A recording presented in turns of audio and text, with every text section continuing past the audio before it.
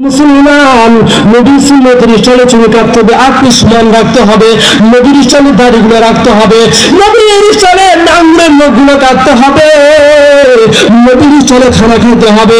আর নবী শিখিয়ে দিয়েছে কিভাবে খানা খেতে হবে, কিভাবে রাস্তায় হাঁটতে হবে, কিভাবে তুমি কি করবা, দুনিয়াতে শরীর অনুযায়ী তুমি কিভাবে চলবা। আল্লাহ তাআলা নবী করিম সাল্লাল্লাহু আলাইহি ওয়াসাল্লাম শিখিয়ে দিয়েছেন কি দেন নাই। কিন্তু দুঃখের বিষয় আজ এমন একটা সময়, এমন নর্তকীদের গান বের হইয়া, বিভিন্ন নায়কেরা বের হইয়া, বিভিন্ন খেলার বাইর হইয়া আজ আমাদের জীবন ভাইরা নষ্ট হয়ে যাচ্ছে, ঠিক কিনা? মসজিদে আজান হয় কোনো খোঁজ খবর থাকে না, ঠিক কিনা?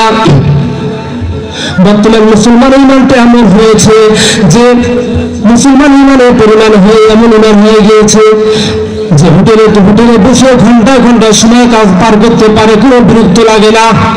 আর যদি মসজিদে একদিন লম্বা করে কোনো কেরাত পড়ে, নামাজের পর বলে ইমাম সাহেব আপনি কেন এত বড় লম্বা সুরে পড়লেন, আমার পা এটা ব্যথা কত কি দেখায়, ঠিক কিনা? অথচ হোটেলে বয়ে ঘন্টা চা খান, গান বাজনা দেখে, সিনেমা দেখে, এগুলোর কোনো ওজোর নাই। ওই দিন আল্লাহ তাআলা কোনো ওজোর মানবে না। এরা মুসলমান কিয়ামতের দিন আল্লাহ তাআলা এমন ফেরেশতা রাখছেন যে ফেরেশতার কোনো কান নেই, চক্ষু নাই, কি নাই, কানও নেই, চক্ষু নাই। আর যার কান থাকবে না সে কি কানে শুনবে, যার চক্ষু নাই সে কি চোখে দেখবে। আল্লাহ তাআলা এমন ফেরেশতা বাড়ানোর কারণটা কি? কিয়ামতের দিন যারা গুনাহগার ফেরেশতা থাকবে, যারা গুনাহগার মানুষ জাহান্নামে যাবে, যারা গুনাহগার কিয়ামতের দিন থাকবে, আল্লাহ তাআলা ওই কানে শুনে না বয়রা ফেরেশতাদেরকে বলবে, রে ফেরেশতা এদেরকে আর ছাড় দিও না, কারণ এদের দরবারে কত মানুষ, কত তাবলীগ, কত ওয়াজ মাহফিলের মাধ্যমে এদের কানে আওয়াজ দিয়েছে নামাজ পড়তে হবে, নামাজ না পড়লে জাহান্নামে যেতে হবে, সুদখোর ছাড়তে হবে, এই নবীর সুন্নাত তরিকায় চলতে হবে, আল্লাহকে ভয় করতে হবে, মানুষের সঙ্গে জুলুম করা যাবে না, অত্যাচার করা যাবে না। তারপরে মুসলমানগুলো শুনে না, আজ একটু পরিমাণ তাদেরকে ছাড় দেওয়া হবে না। এর ফেরেশতা তোদের যত শক্তি আছে তোরা যেমনি পারো এমনি তাদেরকে শাস্তি দাও।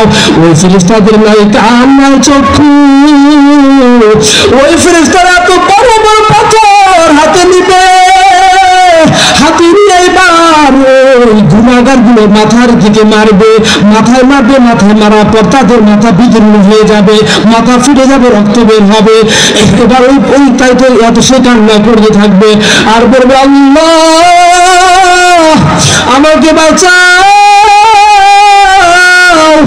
আমি গুনাহ করেছি, আমাকে আর একবার সুযোগ দাও। ওই দিন আল্লাহ তাআলা সুযোগ দেবে না। ওই দিন আল্লাহ বলবে, রে বান্দা তুমি তো অনেক সুযোগ দিয়েছি, আর তোর ছাড় নাই। এবার ওই ফেরেশতা আবার যখন আপনার মাথা বিদীর্ণ হয়ে যাবে, ফেটে যাবে, ওই ফেরেশতা যখন কারণে চক্ষু নেই, আপনি চিৎকার করতেছেন, আমাকে আর মারেন না, আমি এত কষ্ট সহ্য করতে পারি না, এরপরে সে শুনবে না। এরপরে আপনার মাথা যখন বিদীর্ণ হয়ে যাবে, ওই পাথর আনতে আপনার মাথা আল্লাহর কুদরতে আবার ভালো হয়ে যাবে। আপনি পাথরটা আনতে আবার আপনার মাথা যখন ঠিক হয়ে যাবে, ওই পাথর আবার আপনার মাথায় নিক্ষেপ করা হবে। এভাবে শাস্তি দিতেই থাকবে। এই মুসলমান যদি এরকম অবস্থা হয় তাহলে দুনিয়ার রং তামাশা কয়দিন থাকবে? এই দুনিয়ার রং তামাশা না করলে আমাদের কি হবে? আর মুসলমান মক্কা মদিনা কি দেখতে মন চায় না? রে মুসলমান? কত যুবক টাকা নাই, পয়সা নাই, আল্লাহ তাআলা তাদেরকে হজ করার তৌফিক দিয়েছে। কত খোঁজ খবর শোনা যায়। আপনার ঢাকা এয়ারপোর্টের নাম শুনেছেন? ওই ঢাকা এয়ারপোর্টে এক যুবকের কাহিনী শোনাই, হজ করার টাকা নাই, এত গরিব খাওয়ার ভালো মন্দ পায় না। প্রত্যেক বছর যখন হজের সিজন আসে, ওই বান্দা আল্লাহর কাছে কান্না করে, আল্লাহ কত মানুষের টাকা আছে আর আমার টাকা নাই, নাই, আল্লাহ আপনি আমাকে হজ করার তৌফিক দেন আল্লাহ।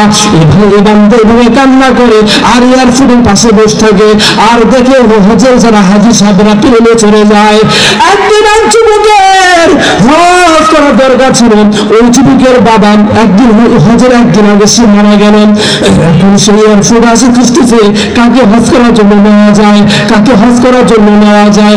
দেখো এই বৃদ্ধ বাবাজি সে কয়েক বছর হাতে এয়ারপোর্ট হজের মৌসুমে সে কান্না করে কিন্তু হজ করতে পারে না, টাকা নাই। এবার ওই বাবার কাছে বলে, বাবা ও আমার দাদা বৃদ্ধ বাবাজি, আপনার জন্য একটা সুসংবাদ। কি সুসংবাদ? আমার বাবার কালকে হজ ফেরত করা ডেট ছিল কিন্তু আমার বাবা মারা গিয়েছে, এর বদলে আপনাকে আমি জানি